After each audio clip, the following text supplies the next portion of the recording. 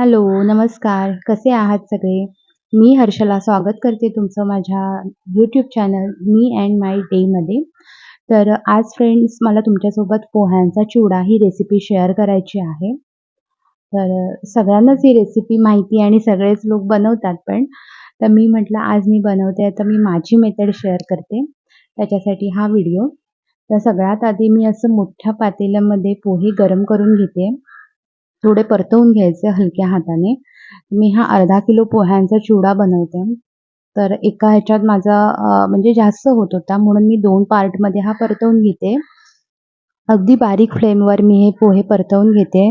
Gas medium किंवा मोठा करायचा नाहीये. अगदी बारीक फ्लेमवर तुम्ही हे पोहे परतवून घ्यायचे आहेत. तर अशा प्रकारे पोहे परतले गेल्यानंतर असे रिंकल्स दिसतात त्याच्यावर. म्हणजे आपली ही पोहे परतण्याची प्रोसेस पूर्ण झालेली आहे. तर मी दुसरीकडे तेल गरम करायला ठेवलंय आणि तेलामध्ये मी बाकीचे जे आपल्याला इन्ग्रीडियंट्स लागतात ते तेलामध्ये मी आता परतवून घेणार आहे. तर हे सगळं पण आपल्याला अगदी बारीक फ्लेमवर परतवून घ्यायचं आहे. याच्यासाठी पण मोठा गॅस करायचा नाहीये. आणि मी इथे आपल्याला जे काही मसाले आपण मिक्स करतो, साखर, मीठ, परत मी इथे घेते जिरं, बडीशेप, धणे, चाट मसाला. तर हे सगळं मी मिक्सरला वाटून घेते. पावडर करते त्याची आणि मग मिक्स मिक्स करते. म्हणजे कसं ते एक समान सगळीकडे लागतं. असं कुठेही कधी-कधी ना चिवड्यामध्ये आपल्याला थोडा खारटपणा जाणवतो. तर हे असं बारीक करून घेते मी म्हणजे सगळीकडे आपला तो मसाला लागला जातो व्यवस्थित.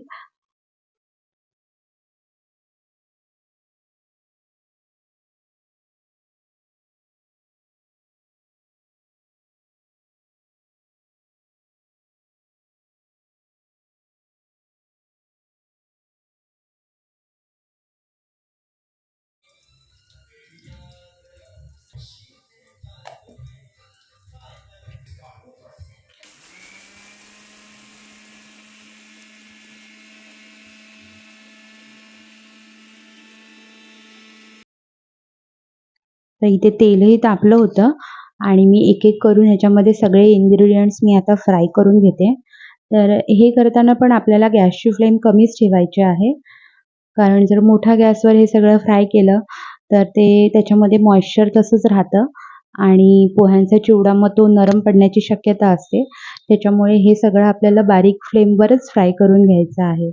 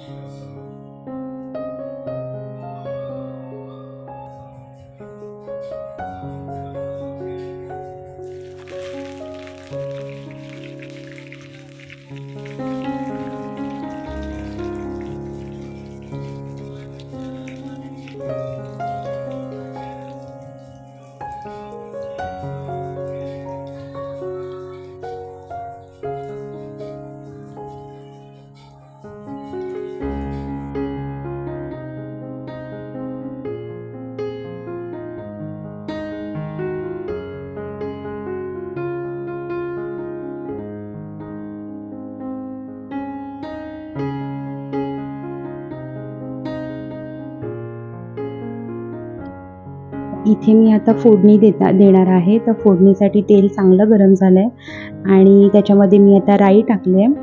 तर राई चांगली तडतडली आहे आणि याच्यामध्येच मी आता मिरची आणि लसूण टाकणार आहे. तर हे पण तुम्हाला बारीक गॅसवरच परतवून घ्यायचं आहे.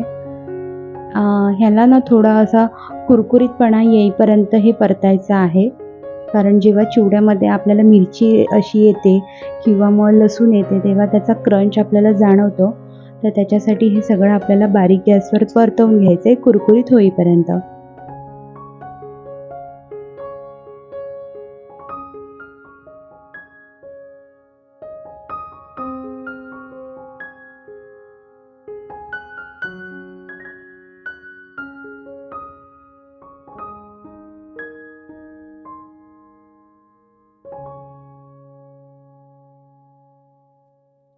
तर इथे मी सगळं थोडा करून पोहे सगळे मिक्स करून घेणार आहे. आणि ह्याच्यामध्ये मी आता ह्या स्टेजला ते मसाला जो वाटला होता आपण जी पावडर बनवली होती ती मिक्स करते. तर हे असं हलक्या हाताने पण हे पण तुम्हाला हलक्या हातानेच मिक्स करून घ्यायचं आहे.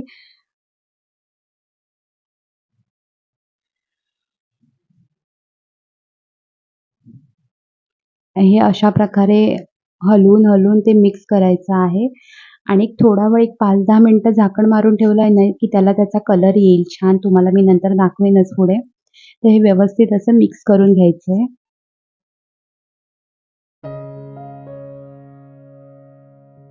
बघा तुम्ही इथे किती मस्त कलर आलेला आहे चिवड्याला.